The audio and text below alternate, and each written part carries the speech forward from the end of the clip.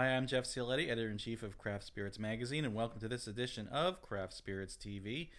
Recently, ACSA CEO Margie Lehrman, along with ACSA Board President Becky Harris of Catoctin Creek, as well as Jordan Cotton of Cotton and Reed in Washington, D.C., and ACSA's Public Policy Advisor Jim Highland, all headed to Capitol Hill to present Senator Ron Wyden with the Craft Spirits Champion Award.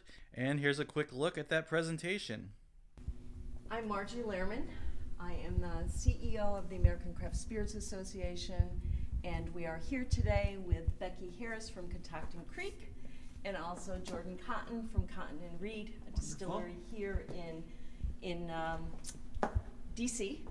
And we are here, Senator, to bestow an award to one who has from the very start believed in us, from someone from the very start who has supported us at every step of the way, even when we had great opposition, and someone who has created jobs not only in Oregon, but actually because of your work on the federal excise tax reduction, have created jobs that didn't exist before all across the country. You have made the craft spirits industry something to be reckoned with, something that we believe will continue to grow, and it's only because of you and what you have done for us that we're able to say today that we are craft spirits, and we will be growing. So on behalf of the American Craft Spirits Association, we extend to you this award, the Craft Spirits Champion Award, for all the work that you have done on our behalf. Thank you so very much. Oh, thank you so much for that especially excessive introduction. I so appreciate this. I'll give this back to you just for my comments. And what is important to me is we began this odyssey in 2014. And I remember we were all sitting around the table, and I said, you know, we're never going to get anywhere unless we build a coalition.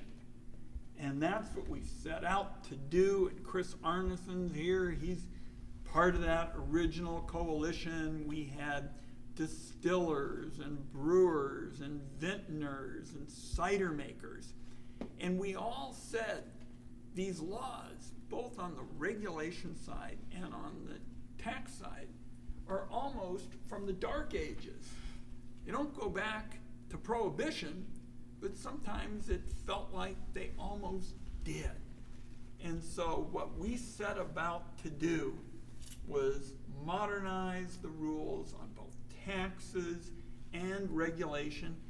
And I am very proud to have been able to lead the effort for a permanent craft beverage modernization and tax reform act. That's what we have. The days of kind of lurching from an extender to another extender to another extender, which is tax lingo for never having anything permanent, are now over. This law is on the books. This targets the relief to the small players in this field. I just mentioned some of them. It's responsible in my home state of Oregon. It's responsible, this economic sector, for thousands and thousands of jobs. And what makes me especially proud is we did it the old-fashioned way. You don't hear a lot about this concept in most of the meetings that go on here in Washington, unfortunately, but this was bipartisan from the get-go. When we developed it, a few doors down from where we're standing, we automatically reached out to Republicans, because that's how you come up with something that lasts, something that's sustainable, something that really will make a difference, particularly now as we come out of the pandemic. I was home a lot over the last few weeks, and several people in the business said, Ron, I'm not sure we would have made it through the pandemic without your craft beverage modernization and tax reform act. So there were a lot of people involved in this. That's what makes this special, is we all came together. We built the coalition. There hadn't been a coalition like this because everybody had their own bill. There was one for brewers and one for vintners and one for cider makers. Everybody had their own bill. And we said, we can do better than that. We can come up with a permanent piece of legislation that gives everybody in these key industries the opportunity to get ahead and put more people to work in good jobs. So it's been a wonderful, wonderful excursion with all of you. I called it the Odyssey that began in 2014. But thanks for your great work. It's wonderful that Chris Arneson is here because he was doing such terrific, work with all the staffs on Capitol Hill. I think we had, at the end, more than 70 senators, for example, on record as being with us. Sometimes I don't think you could get 70 votes for somebody buying a soda. But it was all due to a lot of good work that you all did, your members did, and I'm thrilled that we're here and we're reflecting on an important law, a law that's on the books permanently. It's going to be good for communities in this country from sea to shining sea. Senator, I just want to say in Virginia, my own company, we had been planning an expansion for 3 or 4 years, and we had never pulled the trigger because we were lurching from extender to extender, as you say.